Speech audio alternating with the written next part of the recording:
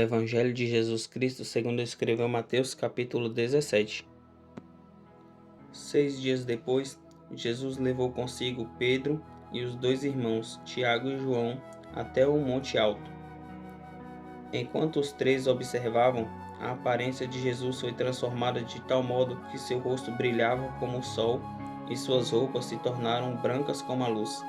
De repente, Moisés e Elias apareceram e começaram a falar com Jesus. Pedro exclamou: Senhor, é maravilhoso estarmos aqui. Se quiser, farei 3 tendas. Uma será sua, uma de Moisés e outra de Elias. Enquanto ele ainda falava, uma nuvem brilhante os cobriu, e uma voz que vinha da nuvem disse: Este é meu filho amado, que me dá grande alegria. Ouçam-no. Os discípulos ficaram aterrorizados e caíram com o rosto em terra. Então Jesus veio e os tocou. Levantem-se, disse ele. Não tenham medo. E quando levantaram os olhos, viram apenas Jesus. Enquanto desciam do monte, Jesus lhes ordenou: Não contem a ninguém o que viram, até que o Filho do Homem ressuscite dos mortos. Os discípulos lhe perguntaram: Por que os mestres da lei afirmam que é necessário que Elias volte antes que o Cristo venha? Jesus respondeu: De fato, Elias vem e restaurará tudo. Eu, porém, lhes digo: Elias já veio, mas não reconheceram e preferiram maltratá-lo. Da mesma forma, também farão o Filho do Homem sofrer. Então os discípulos entenderam que ele estava falando de João Batista. Ao pé do monte, uma grande multidão os esperava. Um homem veio, ajoelhou-se diante de Jesus e disse: Senhor, tenha misericórdia de meu filho. Ele tem convulsões e sofre terrivelmente. Muitas vezes cai no fogo ou na água. Eu o trouxe a seus discípulos, mas eles não puderam curá-lo. Jesus disse: Geração incrédula e corrompida. Até quando estarei com vocês? Até quando terei de suportá-los?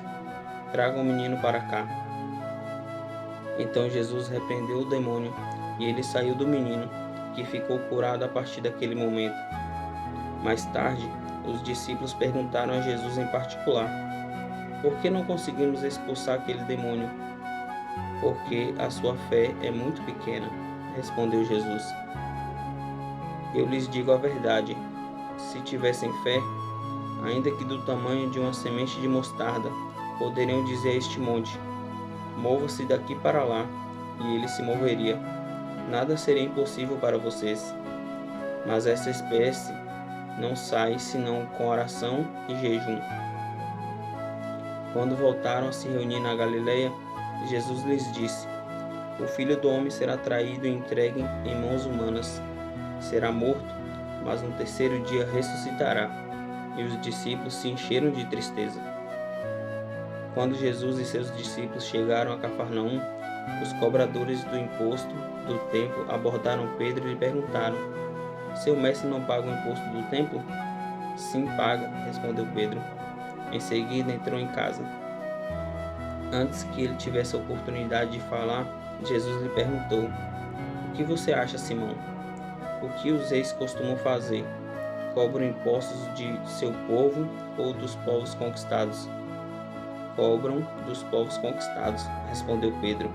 Pois bem, disse Jesus, os cidadãos estão isentos. Mas como não queremos que se ofendam, desça até o mar e jogue um anzol. Abra a boca do primeiro peixe que pegar e ali encontrará uma moeda de prata. Pegue-a e use-a para pagar os impostos por nós 2.